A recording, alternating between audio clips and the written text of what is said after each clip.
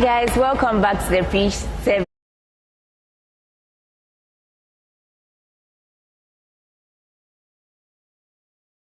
pre-service show of the semester. Yeah, Mark, how are you? I'm good, I'm fine. It has been an interesting week for me. I can tell you're very tired. Yeah. How are you also doing? I'm great too. I'm great. I just wish that I could sleep more, but maybe life is not for sleepers. So, I see. so I'm great. I'm great. Well, that's nice. Yeah. That's nice. So let's just quickly jump into last week's service. So last week's service for me was amazing. It was.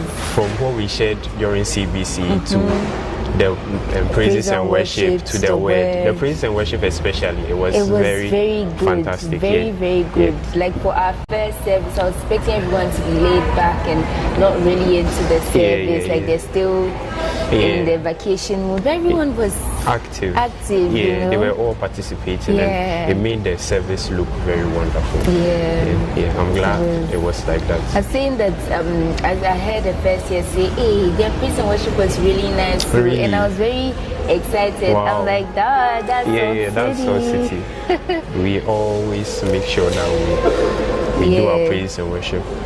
To be amazing, you really enjoy it. And then also the word word was like what we needed, on point. And then he also Doc spoke about new beginnings, and I think that it's something that we needed, looking at the fact that we are in a new year and then also starting a new semester. So it was really something that we needed for the semester. And what he also spoke about the things that lead God or leads God to start new beginnings, new things. And he spoke about when the old dies, when the old is corrupt, and then when there's nothing. And I think these are things that almost everyone could relate to, because sometimes there are points in our lives where we feel like we need some kind of new start. Newness. So for me, what really hit me during the service was when he spoke about the fact that God can start something from nothing. Because normally, sometimes in our lives, we sometimes feel like there's nothing useful is coming out of us and who we are. And that reminded me of the fact that God doesn't need something to start. He doesn't need anything to start. As long as raw materials. Exactly. I remember he said that. So when there is nothing, God can just start something. And you know what God starts is always amazing. So as long as we are alive, God can always start something new out of something we thought couldn't have something great. Do you understand? So that's what touched me during the year. For me, what stood out to me was when Dr. Pap said, God starts something when the old dies.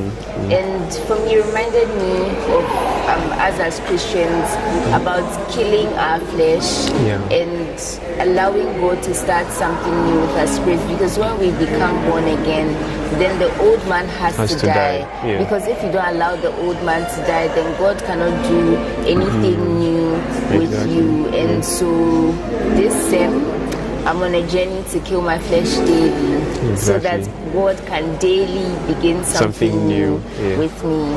You know, the interesting thing is God always has something new every day. So we, like you said, we have to be killing ourselves daily so that God can make us ready for the new things something that He's new. That's amazing. And now to the lead camp. The lead camp. It was great, Mark. Really? Mark, you missed out big time. I don't even know what to say. Next time. From your expressions, I've really missed a lot. I'm not even joking. You missed did a lot. Initially, it was supposed to start on Thursday. Like, we're supposed to leave on Thursday, but then they shifted it to Friday. And I was thinking, what are we going to do, like, from Friday night to Saturday and then come back? It would be so short. And so when I was there, I wasn't really, like, excited. Yeah, because you thought it was going to be short. Yeah, so. I was like, we're not really going to do anything. Yeah. But then we did a lot. We learned a lot. We had fun. Like, not like fun, like jumping. But we had fun. And yeah. It was amazing. It was very amazing. I see. So can you share with us some of the things you guys did and what you learned? Anything? Okay. First of all, I want to tell you something that really stood out to me. Really? Yeah. We are ready. So PJ said that the answer to every question is Christ. Like every question. Any Bible related question. Any question someone asks you about the Bible or Christianity, and you are confused, you don't even need to be confused. You Look, just have to say Christ is the answer. Should we try it? Yeah, I think we should. Yeah, so ask me any question. Really? So, okay. What is sin? What is sin? Yeah, what is sin? I caught you off guard. Yeah, but sin is literally like with Christ. That's the answer. But sin is drawing away from Christ.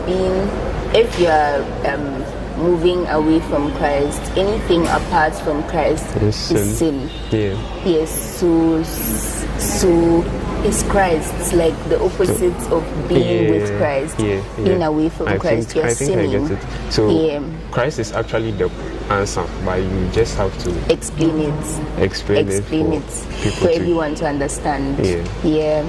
So yes, never be confused again. If anyone asks you something, just say Christ. Okay. So if someone asks me, who is Mary's dad? Who is Mary's dad? Yeah, I can say Christ, right? You can say Christ. The Spirit of God lives in each and every one of us, and the Spirit of God is the Spirit of Christ. Yeah. So. Wow. Yes, Mark. So. It actually makes sense now. It does. Yeah. So, moving away from that, right? Yeah. What lesson did you learn more specifically? More seriously, we learned about the church. What the church should be really, because it's like now in this age, people. So PJ said it's like the church is backsliding. We do anything anyhow. But what is the model church? The model church is the church that is the early church. Mainly in the book of Acts. What were they doing? That should be the model we should follow. The early followers of Christ. Yes, the early followers of Christ. After Christ died, what did the church look like? And we read, is it Acts 2 or Acts 3, verse 42? And it says that they devoted themselves to the teaching of the apostles, to fellowship, to breaking of bread, and to prayer. And so on day 1 we learned about the teachings of the apostles, and day 2 we learned about fellowship. And we learned that the teachings of the apostles are all the teachings the people who worked closely with Christ wrote. So the people who worked closely with Christ, the early apostles, we're talking about Peter, Paul, James, all of them. So all mainly in the New Testament. So all those teachings that they had, those are the things that we as Christians who say we are in church, we're supposed to follow.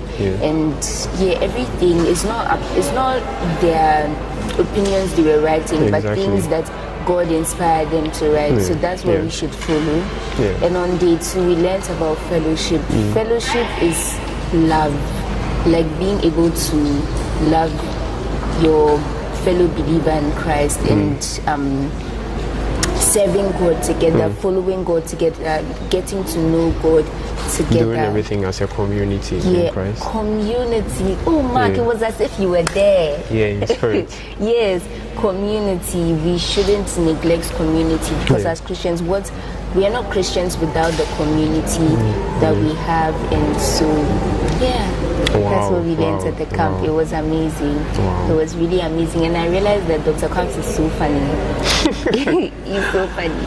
But so camp was amazing. Mark, next time don't miss it. I tell you, I'll not miss anything this semester.